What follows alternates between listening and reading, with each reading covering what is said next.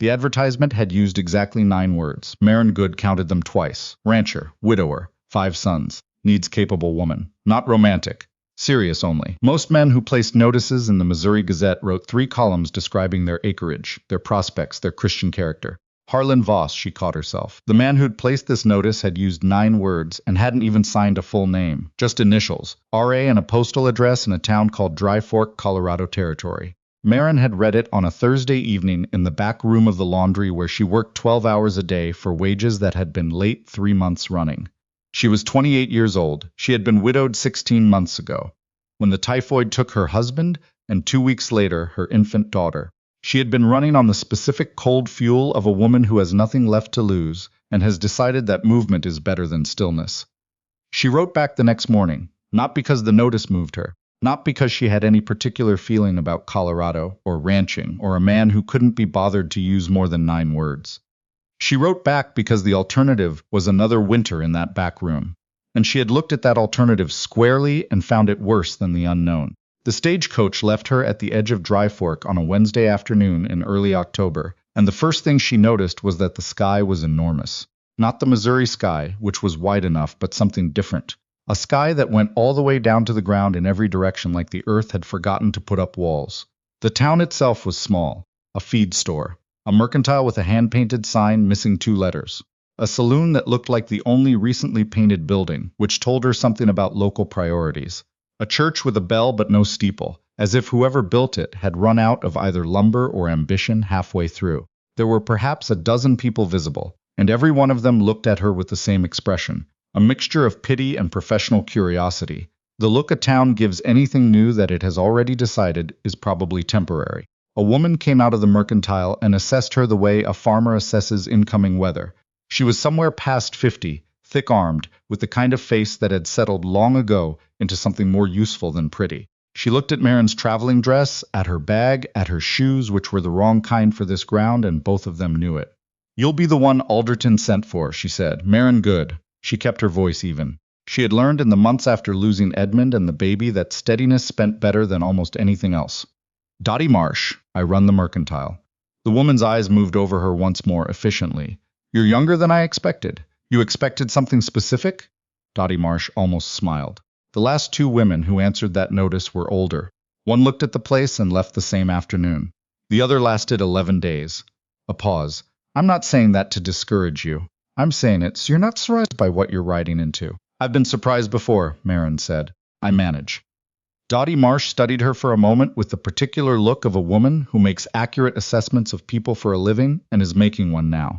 Then she called to a boy sweeping the boardwalk and told him to hitch the wagon. The Alderton Ranch appeared over a low rise 20 minutes east of town, and Maren's first honest reaction was something she would keep to herself for a long time.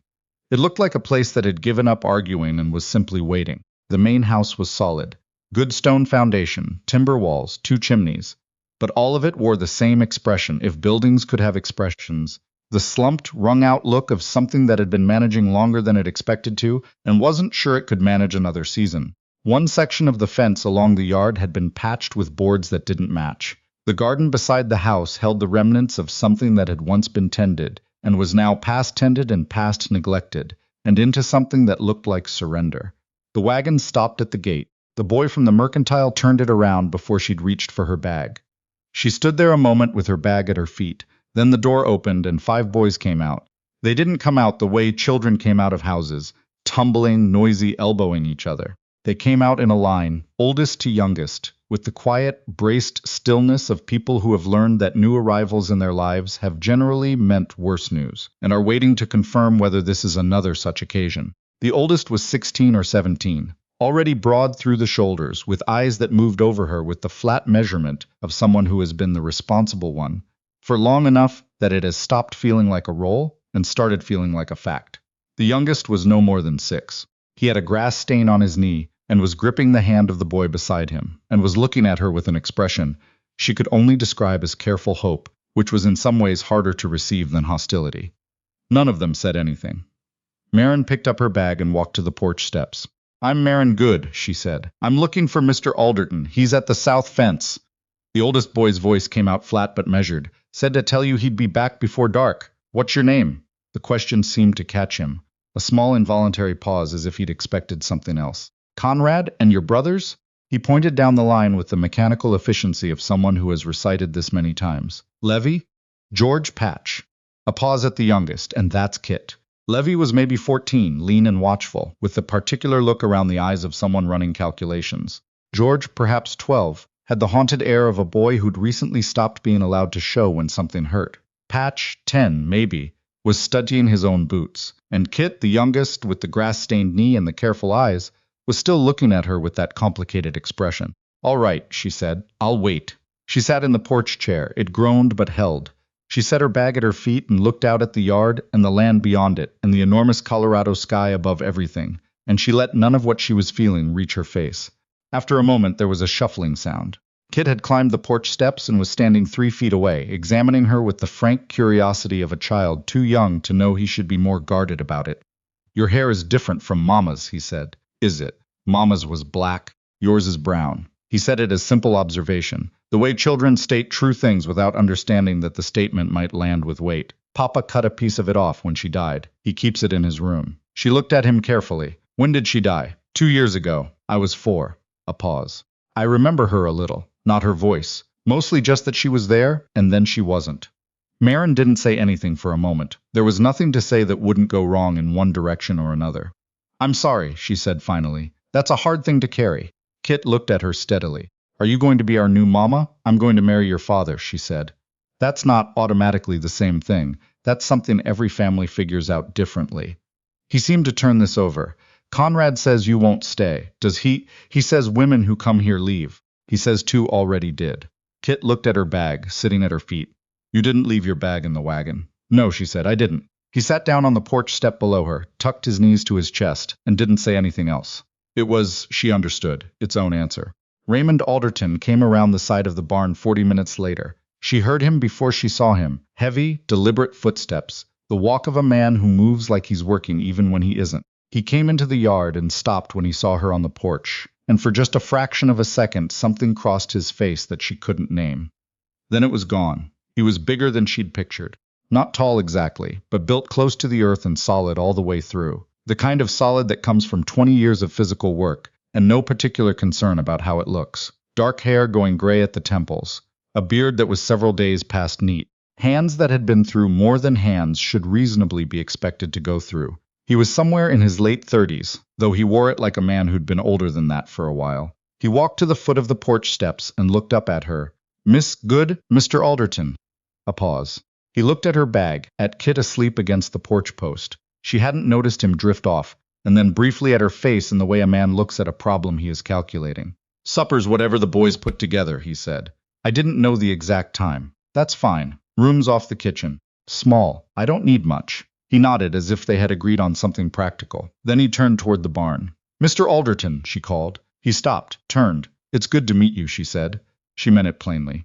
He looked at her for a moment. Likewise, he said, in the tone of a man who has said it as a formality enough times that he isn't fully certain anymore whether he means it, but is at least trying. Then he went back to work. Maren sat back and let out a slow breath. Somewhere past the fence, Conrad was driving a post with more force than the task required. Kit was asleep against the post. The land stretched in every direction under that impossible sky. Well, she thought, here we are. The wedding took place that Saturday in the front room of the ranch house with the 5 boys arranged in a row like reluctant witnesses at a hearing they hadn't been consulted about. The minister was a thin man named Reverend Cope, who came through Dry Fork every 2 weeks and performed the ceremony with the businesslike efficiency of someone who has seen many of these arrangements and makes no judgments about any of them. Dottie Marsh was there, having arrived that morning, without being invited and without appearing to consider this unusual. Raymond stood beside Maren in a clean shirt he had pressed himself. She could see the uneven crease, and held himself with the particular stiffness of a man enduring something he has decided to get through rather than feel. She wore her second dress, the blue wool one, and had mended the cuff the night before by lamplight sitting on the narrow bed in the room off the kitchen, listening to the house settle around her, the creak of boys moving wind finding the gaps in the eaves. The minister said the words. She said her part. Raymond said his in a voice that was steady and without any inflection at all. Conrad looked at the floor. Levi looked out the window. George looked at nothing in particular. Patch looked at her with open, cautious interest. And Kit, at the end of the row, looked at her with that same expression he'd had on the porch. The one that was too complicated for 6 years old. There was no cake. Dottie had brought a jar of preserved plums, and Maren had baked biscuits at 5 that morning because she'd been awake anyway, and the kitchen was there, and it seemed like something useful to do. After the minister left, Raymond stood in the kitchen doorway while she washed the cups. "You didn't have to bake," he said. "I was awake." She turned to look at him. He was leaning against the doorframe with his arms crossed, not hostile, just present in the watchful, contained way he had, like a man who had learned to observe things rather than participate in them. "Raymond," he said. "You'd better call me Raymond." She set down the cup. "I know what this is. I know what it isn't. I'm not expecting more than what we've agreed to.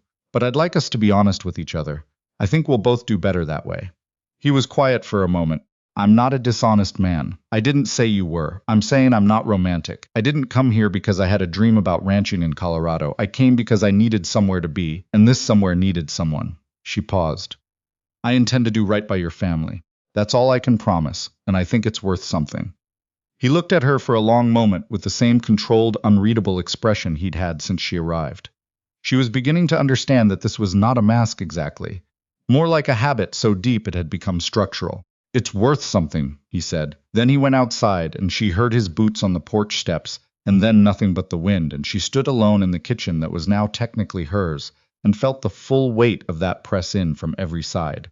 Not despair and not joy, something in the territory between them, which is where most real things actually live.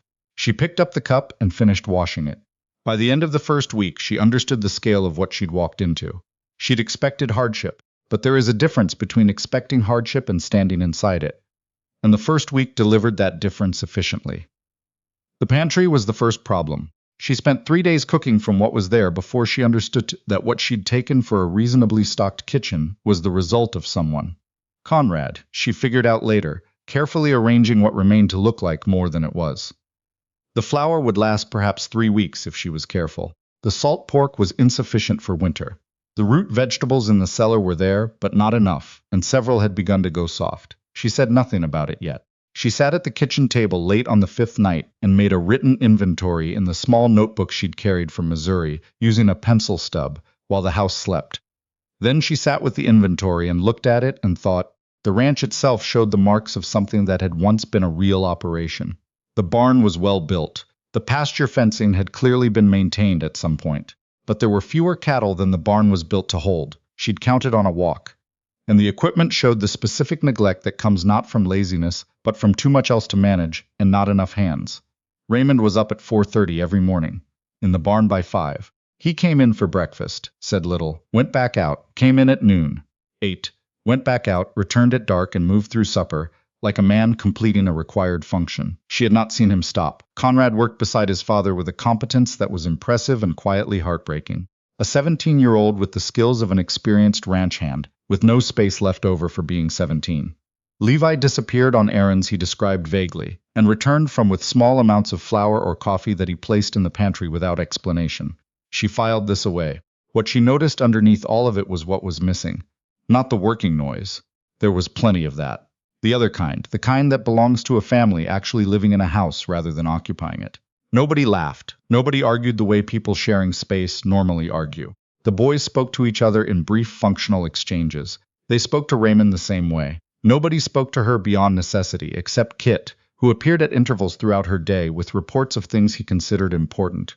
A bird he'd seen near the creek, a crack in the barn wall, a question about whether she knew how to make the kind of apple cake his mother used to make, with the sugar crust on top. "I don't know what kind your mother made," she told him. "Tell me how you remember it, and I'll try to get close." He described it with the vocabulary of a 6-year-old who has never cooked anything, which was not much vocabulary at all. She wrote down what she could interpret and tried it that evening. It wasn't right. She knew that before she set it on the table. But when she did, Kit went very quiet in the way children go quiet when something has surprised them past the point of words. He ate 2 pieces without saying anything. Then he came to where she was standing at the stove and pressed the top of his head against her arm, the way a child does when they have no words for a thing, and their body goes ahead without them. She kept her eyes on what she was tending. She put one hand briefly on the back of his head. That was all. Raymond was in the doorway. She didn't acknowledge him, and he didn't speak, and after a moment she heard him pour his coffee and sit down at the table. The first real confrontation came 10 days in, and it began with a locked door. She went to check the supply room off the barn one afternoon, and found a padlock on it she hadn't noticed before.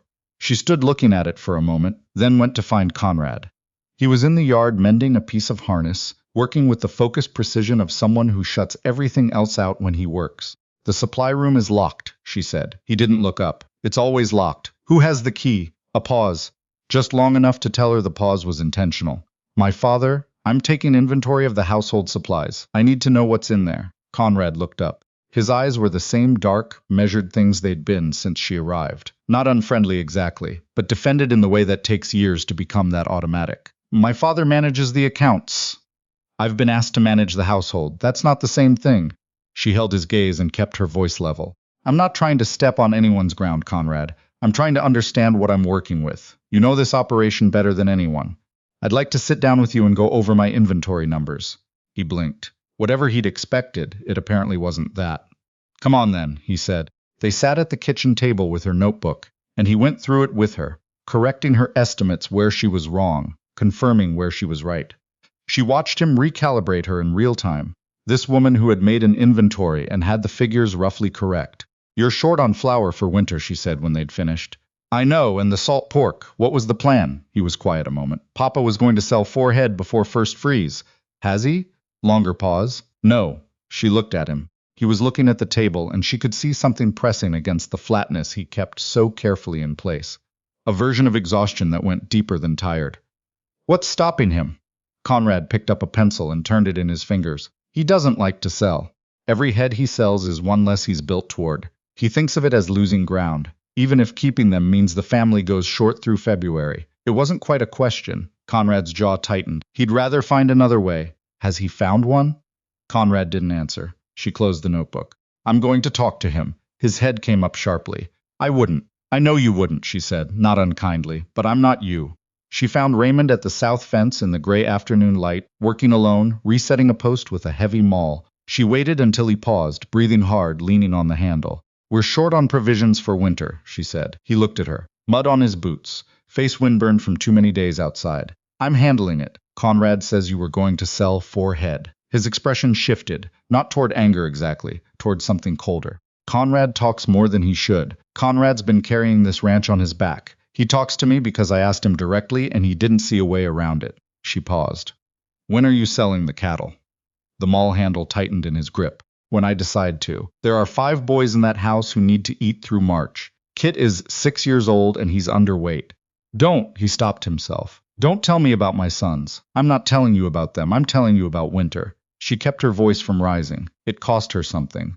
"I understand what selling feels like. I understand it feels like giving up ground. But the numbers don't work right now, Raymond, and you know that." He turned away and drove the post again. Once. Twice, the sound carried flat across the open land. She didn't leave. After the 3rd strike, he stopped. His shoulders were heaving slightly. He didn't turn around. 4 head, he said to the fence post. "I'll go to Kinney's on Thursday." She let the silence hold for a moment. "Thank you." She walked back toward the house. She didn't look back to see whether he'd turned. But behind her, she heard the maul strike once more. A single blow, different from the others. Not quite as hard. The difference between a man hitting something because he's angry and a man completing a task. Small distinctions. That was where everything important lived. She discovered what Levi had been doing in the 3rd week, and it happened the way she'd half expected. Not by accident, but by paying attention. She'd found extra supplies in the pantry that she hadn't purchased. Tins of coffee. A sack of cornmeal she didn't recognize. Behind the flour bags, a small cloth pouch with $4 in coins. She put everything back exactly as she'd found it. Then she watched. Levi was gone 2 or 3 afternoons a week on errands he described vaguely. He came back with nothing visible. The pantry additions continued. She caught him one evening coming in from the barn before supper. "Walk with me," she said, and went out the side door without looking to see if he followed. He followed. They stood in the yard on the far side of the house, out of earshot. "I found the coins," she said. He went very still. 14, lean, with those calculating eyes, already preparing something. She could see the machinery of it. "Before you explain," she said, "I want you to know I'm not angry, and I'm not going to tell your father. Not yet." He blinked. "Why not?" "Because you're doing it to feed your brothers." "That's plain enough." She looked at him steadily. "But I need to know what it is. I need to know if it's something that's going to bring trouble to this family." A long moment. He was calculating something different now, whether she was someone he could trust.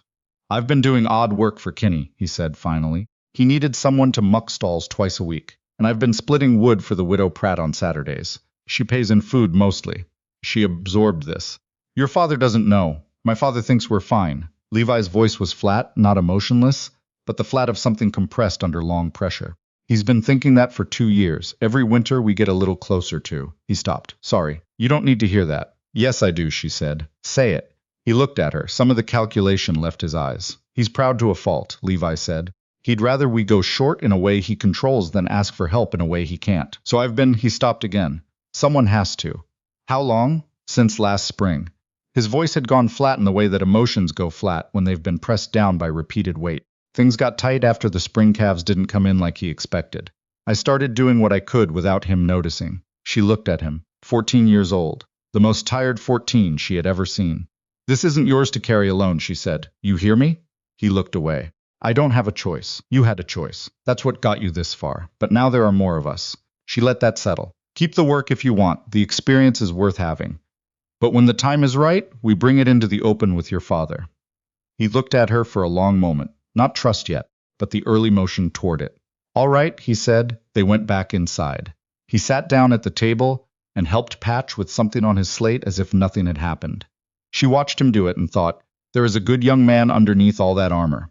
Someone had better make sure it doesn't set permanent. The first hard snow came at the end of October, and Maren woke before light and lay in the narrow bed listening to the changed sound of the wind. The particular tone that means winter is not arriving but has in fact already arrived. She dressed in the dark and went to the kitchen and built up the fire. She put on the big pot of oatmeal she'd been making every morning, the one that served 6 now and still stretched. She stood at the window and watched the dawn come in slow across the frost-white ground. She heard Kit on the stairs before she saw him. Small feet, uneven rhythm. He came into the kitchen with his boots in his hand and his hair entirely undressed, dropped into a chair, and wrestled with the boots until she crossed over and knelt, and did it for him without being asked. It's cold, he announced. It is. He looked at her as she worked the second boot. Are you staying? She looked up at him. He was completely serious. 6 years old and completely serious, asking the question the whole house had been orbiting for 3 weeks without anyone saying it out loud. She tied off the lace. I'm staying. He nodded slowly. Like this confirmed something he'd been working through privately. Then he got up and went to the window and looked out at the frost. Good, he said, to the glass. Not quite to her. Because we needed someone who would. She went back to the stove. In a few minutes, she would hear the boots on the stairs. First Conrad, then the others, one by one, coming down into the kitchen she'd made warm against what was outside. She stirred the pot and listened to the house, beginning to wake around her, and felt the strange weight of being needed somewhere. Not the way Edmund had needed her, though she had loved him truly and grieved him truly, and had made her peace with the grief. Needed here, in this specific, difficult, imperfect place. She didn't call it home yet. She wasn't sure she'd earned that word, or whether it had earned her. But the fire burned, and one by one the boots sounded on the stairs, and outside the frost glittered across the land as the morning came on.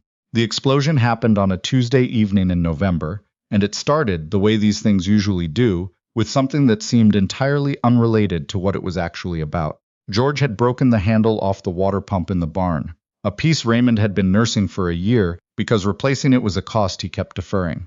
George had been using it, and something had slipped, and by the time Raymond found it at evening check, it was beyond repair. Supper that night had the atmospheric quality of a room where everyone knows something is wrong, and no one is ready to address it. Maren kept things moving in the small ways she'd learned. Asking Patch about the arithmetic problem he'd been fighting with. Asking Kit what he'd seen on his walk to the creek. She was aware of Raymond at the head of the table, fork moving with a controlled patience that was the exterior of something less controlled. It was Conrad who said the thing that started it. And what he said wasn't about the pump. If we'd fixed the water system in September like I brought up, this wouldn't be an issue. The table went quiet in a specific way. Raymond set his fork down. I recall the conversation. Then you recall what I said. Then you know I was right. That last word. Not loud. Not cruel. Just stated plainly in front of everyone. And it was the one thing Raymond Alderton could not absorb at his own table with 5 sons watching. You think you can run this ranch better than I can? The words came out with a control that was its own kind of anger. Conrad met his father's eyes. He was 17 and had been running on empty for 2 years, and something in him had apparently reached the bottom of that tonight. I think some decisions have been made here that I'd have made differently, then say which ones? Raymond, Maren said quietly. Neither of them moved. They were looking at each other across the table with the specific dangerous look of two people who have been circling an argument long enough that it has acquired its own gravity. The water system, Conrad said. The Breckett offer last year for the East grazing rights. You turned that down because it was our land, because you couldn't admit we needed the money. Conrad's voice cracked slightly, not from tears, but from the pressure of something long held. We needed it, Papa. We're still short, and Patch doesn't have proper boots for winter, and Kit just got over a chest cough that should have had a doctor, and I've been. He stopped himself. You've been what? Raymond's voice had gone very quiet. Maren made the decision in approximately 2 seconds. He's been working, she said clearly into the silence. Levy too. Odd jobs in town and for the neighbors. Months of it, so the pantry doesn't run out.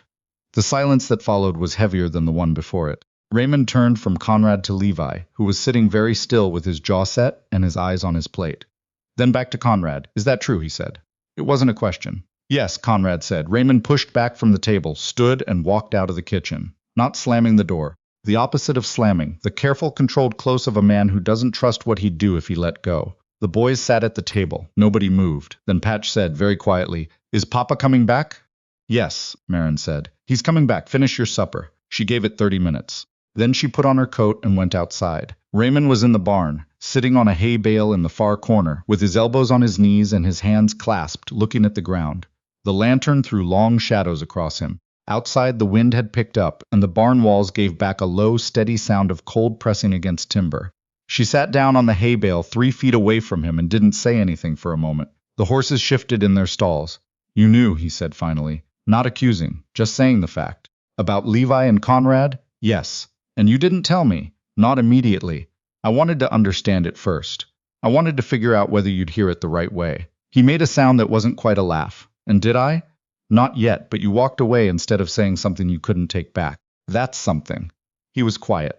Up close, he had the look of a man who has just had a door open to a room he'd been keeping shut, and is trying to decide if it's a disaster or a relief, and suspects it might be both.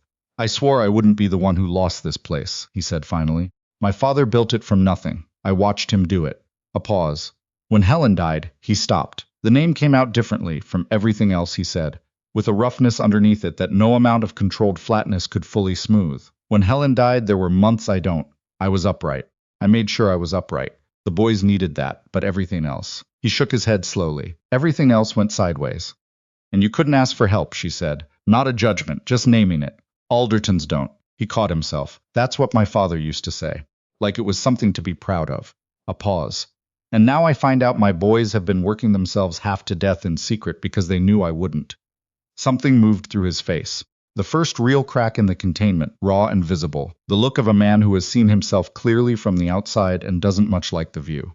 Conrad is 17, he said very quietly. Yes, he shouldn't be. He stopped. His throat worked. He shouldn't be carrying what he's been carrying. No, she said. He shouldn't. Silence. Levy either, she said. And George has been managing grief by shutting it down so hard it's going to cost him later. Patch pretends everything is fine because he's learned that's what's expected. And Kit, she paused. Kit is 6 years old, and last week he asked me if I knew how to make his mother's apple cake because nobody in this house has said Helen's name since the funeral except him. The silence after that had more weight than any that had come before it. I'm not saying this to wound you, she said. I'm saying it because I think you already know all of it. I think you've been working around it because working around it felt more manageable than going through it. He sat with that for a long time. Long enough that one of the horses blew a long breath in his stall. I don't know how to fix it, he said finally. The words came out stripped of the usual careful management. Underneath them she could hear what he actually was. Not the rancher, not the widower, not the hard, capable man who drove fence posts alone in the gray afternoon. Just a man who had been lost for 2 years and was very tired of it. You don't have to fix it tonight, she said. You just have to go back in there and say something true to your sons, that's all. He looked at her. What if I don't know what's true anymore? Start with what you know for certain, she stood. You love them. Start there. She left him in the barn. She stood on the porch for a while in the cold, giving the kitchen its privacy. Through the window, she could see the lamplight and the shapes within it. Raymond coming back through the door, the boys at the table, and then the long, still quality of a room where something was being said that had never been said before. She couldn't hear the words. She didn't need to. She could tell by the way Conrad's shoulders dropped. That fraction of an inch, the specific drop of someone releasing something they'd been holding rigid. That something real was happening in there. She could tell by the way Levi looked up from his plate and kept his eyes up. She could tell by the way Kit climbed off his chair and went to his father and pressed himself against his side, uncomplicated and entirely 6 years old. She went inside after a while. Nobody acknowledged that she'd given them the room. What had happened in the kitchen was the kind of thing that gets absorbed quietly rather than discussed. But the temperature in the room had changed.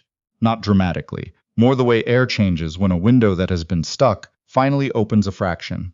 Raymond looked at her across the kitchen when she came in. Just looked, briefly. She gave him a small nod and went to the stove to see about the coffee. Conrad, doing the dishes, was moving differently. Not lighter, he'd been carrying too long for it to feel light immediately, but differently. Like something that had been set at the wrong angle had been adjusted by a degree. She poured her coffee and sat down and let the evening find its own level. By December the ranch had found a rhythm, and it wasn't comfortable, but it was solid. Real solid. Not the performed solidity of a man telling himself things were fine. Maren put herself into the barn rotation without asking, appearing one morning at 5:30 with her coat and gloves. Conrad had looked at her with visible surprise and then, after a moment, moved over on the bench to make room. "You don't have to," he said. "I know," she said, and started on the nearest stall. After that, he didn't mention it. She learned the ranch through her body that month, through the ache of hauling water in cold, through the way a pitchfork handles differently when your hands are stiff. Through the rhythm of chores the Alderton family ran like a machine they'd stopped needing to narrate. She found where she fit in that machine and occupied those places without fanfare. What she was learning alongside the physical work was something harder to name. The architecture of what had broken in this family, and what was still intact, because something was still intact. Under the damage, under the years of grief operating without outlet and pride operating without check, the boys loved each other. She could see it most clearly in the moments they thought nobody was watching. Patch and Kit in the barn on a cold afternoon, Kit conducting an entirely serious investigation into whether a particular knot in the wood might be a face, and Patch abandoning what he'd been doing to help investigate with complete sincerity. Levi on a Sunday sitting with George for 40 minutes helping him work through a letter he was writing. Not a school assignment, just a letter that George apparently needed to write, but wasn't going to mention to anyone. And Raymond, who was not easy, who was likely never going to become easy, but who had since the night in the barn begun the almost invisible process of turning back toward something. She saw it in small things. The way he paused after dinner now and asked one of the boys something direct about their day instead of retreating behind the window. The way he watched Kit during meals. Present, actually there. Not the guiltily stricken look of a man in crisis, but the beginning of actually being there. The way he said her name occasionally. Not Miss Goode, not the careful nothing of the first weeks, but Maren, with the slightly tentative quality of someone trying out a word they've decided to allow themselves. It was not a transformation. People don't transform. They shift slowly in the direction of persistent pressure and time. What she was watching was the beginning of a shift. One evening in mid-December, after the younger boys were in bed, she was at the kitchen table with her notebook, when Raymond came in from the cold, stamped his boots, and instead of going upstairs, sat down across from her. She looked up. "There's a family named Gould about 5 miles north," he said without preamble. "Younger couple. Their first winter out here. I was thinking I'd ride up and see if they needed anything." She held his gaze. "That's a good idea." He looked at the table. "I've let things go with the neighbors. We used to." He stopped. Chose a different approach. "People used to move between properties out here. They stopped. I stopped." He said it flatly, without decoration. "After Helen, it felt like too much. People coming by with things, questions. Felt like being watched." "They probably were watching," she said. "People do that. It doesn't have to mean they want to see you fail." He was quiet for a moment, working through something, some wall he'd built for reasons that had made sense at the time, and that he was now beginning to measure against what it cost. "I'm going to ride up to the Goulds tomorrow," he said, as if saying it a second time made it more committed. "Good," she said. "Take Conrad." He looked at her. "He should be riding with you," she said simply. "He should know the neighbors. He's going to run this land someday." A long moment. He picked up the edge of her notebook, looked at the figures there without reading them, set it back down. "I'll ask him," he said. He went upstairs. She heard him stop at Conrad's door, the low exchange of voices. Then Conrad's door opening wider, and both voices overlapping. Two people working through the logistics of a ride, talking about terrain and roads and what to bring. It was the first time in the weeks she'd been here that she'd heard Raymond stay past 9 o'clock. She closed her notebook and put out the kitchen lamp and went to bed. And through the thin walls of the room off the kitchen, she could still faintly hear them. Christmas that year was not what any of them had planned, which turned out to be better than anything they'd have arranged. A hard snow came in on Christmas Eve and made the question of going anywhere temporarily irrelevant. They were in. Whatever came next would come to them. Raymond came in for dinner and stayed in, his own quiet accommodation. He sat at the table and said little and ate, and his eyes moved around the room with an expression Maren caught once when he didn't know she was watching. The look of a man confronted with something he hadn't known he was missing. After dinner, she found him on the porch in the cold looking at the snow. She brought a cup of coffee and stood beside him. "Merry Christmas," she said. He accepted the coffee. "House is fuller than I'm used to. Is that a complaint?" He considered it. No. They stood for a while, and the snow fell, and the valley was invisible beyond the white. "I used to dread this time of year," he said. "Just stated it, not seeking anything." "I know," she said. He looked at her sideways. "You guessed, both." He was quiet. Then, as if he needed to say something true, and this was the truest thing available, "She would have liked you." He said it carefully, not offering more than it was. "Helen, she didn't have much patience for people who weren't straight with her, and you're—" He stopped. "You're straight with people." "Thank you," Maren said. He nodded once and drank his coffee. The snow fell. The valley lay buried and still under it. This was, she had come to understand, Raymond Alderton's most honest form of company. This standing together in silence with the cold between them and the warm house at their backs. She did not call it love yet. She wasn't sure what word it was.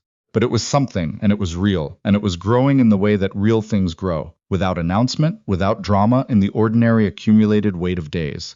By April, the ranch had found footing. Not comfortable, not easy, but solid. The cattle were healthy. The winter stores had lasted. Conrad had quietly taken on a formal role managing the south pasture and had stopped moving like someone waiting for the next thing to go wrong. Levi was working openly now, putting what he earned into the household account without ceremony. The secret finally released into ordinary air where it could just be what it was.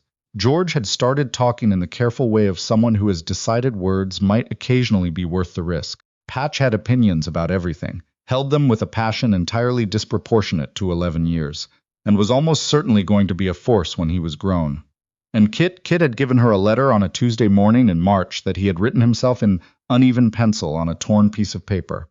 It said, "Dear Maren, thank you for the apple cake. I think you are good at staying. Your friend Kit Alderton." She had folded it and put it in the small notebook she'd carried from Missouri. She did not show it to anyone. She was in the kitchen garden on the first real warm afternoon of April, assessing what winter had left and what it hadn't, when she heard Raymond's boots on the porch steps.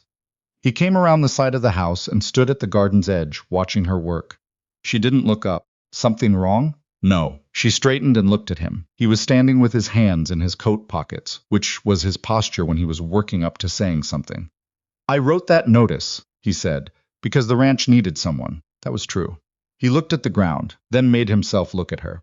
"What I didn't say, what I was careful not to say, was anything about what I actually hoped for, because I thought hoping for more than what I'd asked for was the kind of foolishness a man in my position couldn't afford." She waited.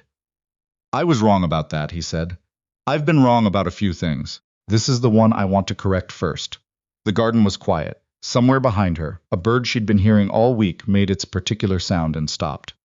"Raymond," she said, "I'd like this to be a real marriage," he said, "if that's something you're willing to consider." She looked at him. This difficult, private, slowly changing man who had ridden 5 miles north to check on a young couple he barely knew, who had sat at Conrad's door until past 9 talking about terrain, who had said she would have liked you on the porch on Christmas night and meant every careful syllable of it.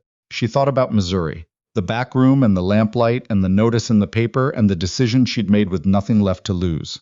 She hadn't expected this. She had not, in her more honest moments, allowed herself to want it. "Yes," she said. "That's something I'm willing to consider." He held her gaze for a moment. Then he nodded, the particular nod that meant he considered the matter settled and intended to honor it, which from Raymond Alderton was as binding as anything spoken aloud. "Good," he said, and then more quietly, so that it was only for the two of them and the garden and the warm April air, "Good." The supper table in May was the same table it had been in October. Same wood, same chairs, same kitchen with the same window looking out at the same land. But it held different things now, not perfect things, not easy things, but real ones. Raymond sat at the head and looked around at his family, all 5 boys, Maren at the other end, and said, with the blunt economy of a man who does not make speeches, "I want to say something."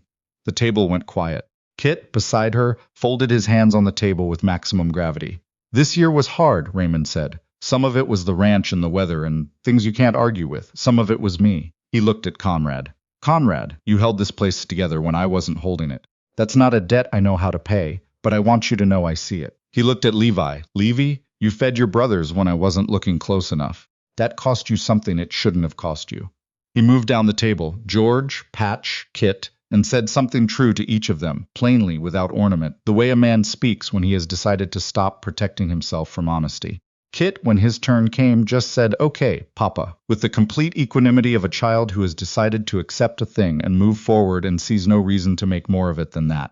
Which meant the kitchen broke, briefly and genuinely, into the slightly chaotic sound of a family that is laughing because the alternative is crying, and has decided laughing is the better option, and the two are honestly not very far apart. Then Raymond looked at her from across the table. "You came here with 9 words worth of information about what you were walking into," he said, "and you stayed, and you did what needed doing without waiting to be asked." A pause. "I don't have a word for what you are to this family. I've been trying to find one, and I keep coming up short." He looked at her steadily. "But whatever the word is, you're it." She held his gaze. The kitchen was warm. Outside, the spring evening was coming in slow over the land that had been frozen and was now soft and beginning.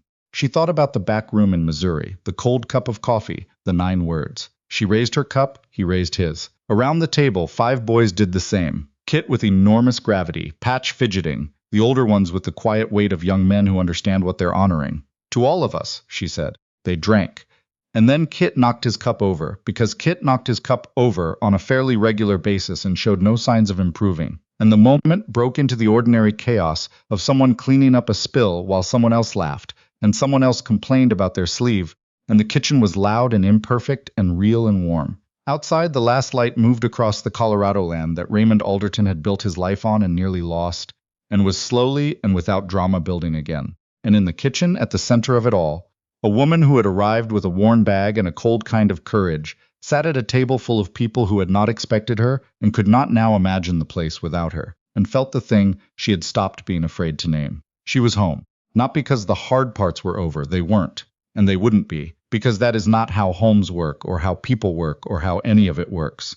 But because she had learned, somewhere between October and May, that home is not a place you find already made. It's the thing you build in the space between people, in the gaps opened by telling the truth and staying when staying costs something and choosing, again and again, the people in front of you. She had chosen. And they had chosen her back. In Dry Fork in the spring of that difficult, clarifying year. That was everything.